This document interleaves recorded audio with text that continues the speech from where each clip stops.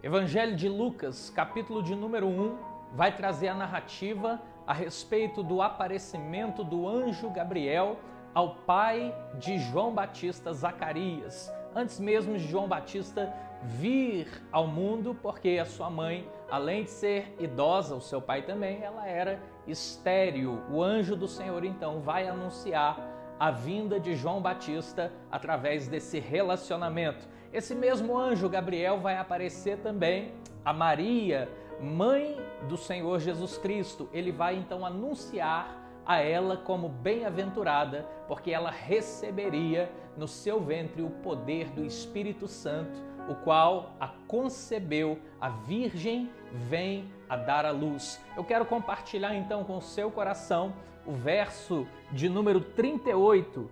Ele diz assim: Então disse Maria: Aqui está a serva do Senhor, que se cumpra em mim conforme a tua palavra.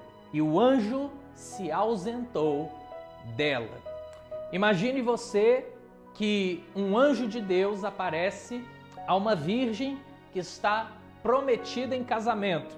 A Bíblia diz que José e Maria estavam desposados, porém eles não tinham coabitado juntos ainda. Eles ainda não tinham tido a relação íntima. Por quê? Porque no judaísmo, naquele tempo, havia uma promessa de casamento, que a gente chamaria de um noivado. E durante esse noivado, ele também era sagrado como o próprio casamento. Aquele que noivava com alguém já lhe devia fidelidade desde então. Você imagina que escândalo seria, naqueles dias, naquele tempo, uma mulher que estava jurada em casamento para alguém aparecer de barriga e pior, o noivo sabe que o filho não é dele.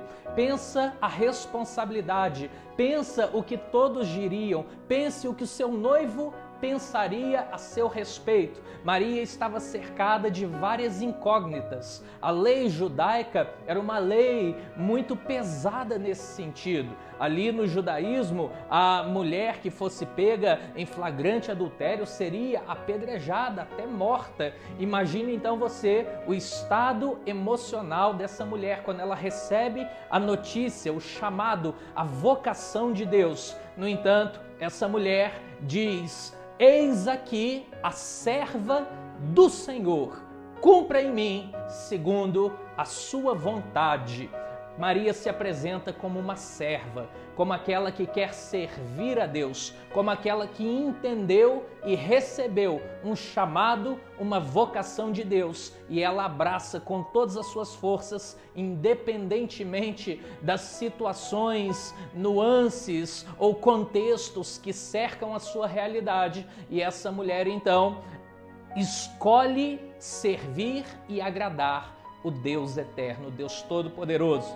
Afinal de contas, ela iria receber no seu ventre ninguém mais, ninguém menos do que o Rei do Universo, o Senhor Jesus Cristo. No entanto, ela precisou tomar uma decisão: faça em mim segundo a tua vontade. O que eu quero compartilhar com você é que todos nós recebemos uma vocação, um chamado de Deus. Ninguém está aqui na terra a passeio, ninguém está aqui na terra porque um belo dia Deus resolveu te colocar aqui e você está aí fazendo da sua vida o que você quer. Não, eu e você recebemos um chamado, nós temos uma vocação, e alguns receberam um chamado, por exemplo, de pastorear, de serem missionários, de serem pregadores, de serem músicos, levitas e ministros de louvor, ministros de Deus. Outros receberam uma vocação para ser médico, advogado, pai de família, mãe de família, às vezes até um simples empregado, um funcionário de uma empresa. Cada um de nós recebeu uma vocação. Agora, no entanto, nós precisamos entender que essa vocação traz consigo uma grande responsabilidade. Nós devemos abraçar essa vocação, esse chamado ministerial, aquilo que Deus te chamou para você fazer. Você precisa agarrar com unhas e dentes e não mais soltar.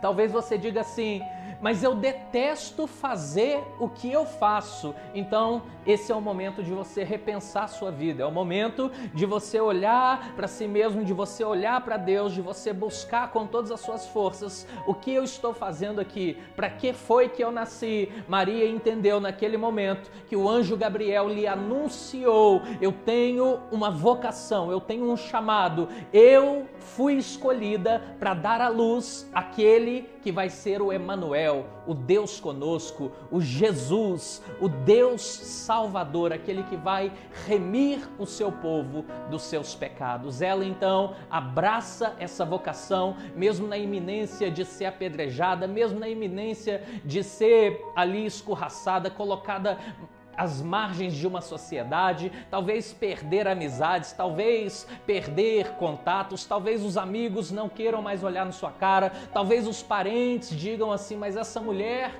eu achava que ela era honesta, eu achava que ela era direita e agora ela apareceu aí de barriga, agora ela deu o tombo em José, agora ela fez o que não devia fazer, ela está sem temor de Deus. No entanto, essa mulher abraça com todas as suas forças o chamado que ela recebeu. Assim eu e você precisamos encarar a vida também. Para que foi que Deus te chamou? Você tem cumprido o seu papel? Você que é mãe, tem cuidado dos seus filhos, tem disciplinado eles? Você que é pai, tem trazido a providência, tem se esforçado em se fazer presente? Você que é funcionário, tem entregado o seu melhor a cada dia? Você está respondendo ao chamado de Deus na sua vida? Talvez Deus esteja te chamando para pregar o evangelho, talvez Deus esteja te chamando para anunciar as boas novas, talvez Deus esteja te chamando para ir naquele asilo cheio de velhinhos precisando de um abraço, de um apoio, de um carinho, de uma palavra. Talvez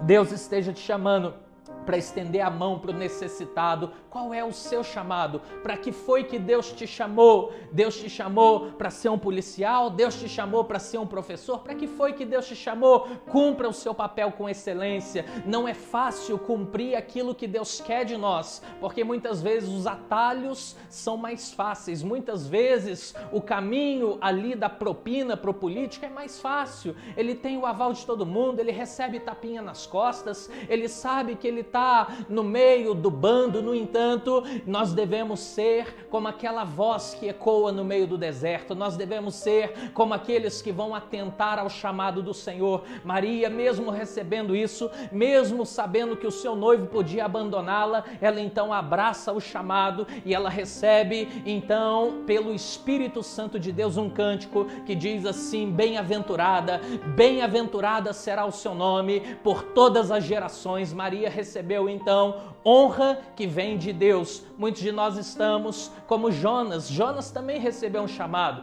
Ele tinha que pregar em Nínive, no entanto ele foge, vai para o outro lado, toma um navio em direção a Tarsis. Ele estava no rumo contrário em direção de Deus, e quando a gente toma o rumo contrário, o nosso barco começa a naufragar. O barco de Jonas começou a naufragar, mas Maria aceitou, recebeu o chamado. Ela então criou ali nos seus primeiros anos, ela tem a responsabilidade e o privilégio de criar o Senhor Jesus Cristo, de amamentar o Senhor Jesus Cristo, de concebê-lo, de trazê-lo à luz, de trazer ensinamentos, de alfabetizá-lo, de forjar nele o caráter de um homem íntegro. E Maria então atende esse chamado com muita fé, com muita disposição, com muita responsabilidade. O apóstolo Paulo, que também recebe um chamado grandiosíssimo de Deus, vai dizer em Atos dos Apóstolos, capítulo 20, verso de número 24: em nada tenho a minha vida como preciosa, a não ser que eu cumpra a vocação e o ministério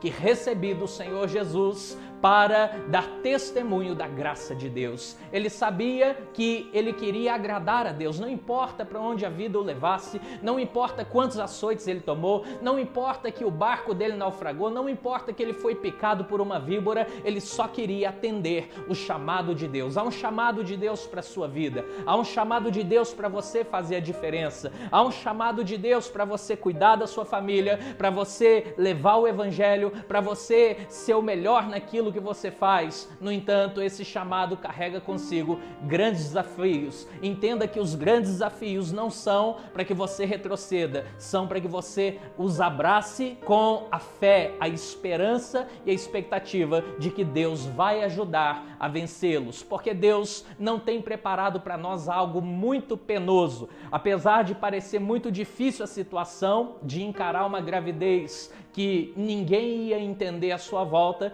também o Senhor Deus trouxe uma grande alegria para aquela mulher, dando a ela o privilégio de ser a mãe aqui humana do Rei da Glória, do Rei dos Reis, do Senhor dos Senhores, o Senhor Jesus. Eu deixo então a palavra de Deus, Jeremias capítulo 29, verso de número 11. Eu é que sei que pensamentos que tenho a respeito de vós, diz o Senhor, pensamentos de paz e não de mal, para vos dar o fim que desejais. Deus tem pensamentos de paz, Deus tem pensamentos bons ao nosso respeito. Ele quer construir algo benigno, algo sólido, algo que vai fazer a nossa vida ir adiante, crescer, andar, prosperar, avançar. No entanto, nós devemos abraçar o chamado, o ministério, a vocação que o Senhor Jesus deixou a cada um de nós. Eu espero que Deus te abençoe nesse dia, que Ele te dê força para abraçar a sua vocação,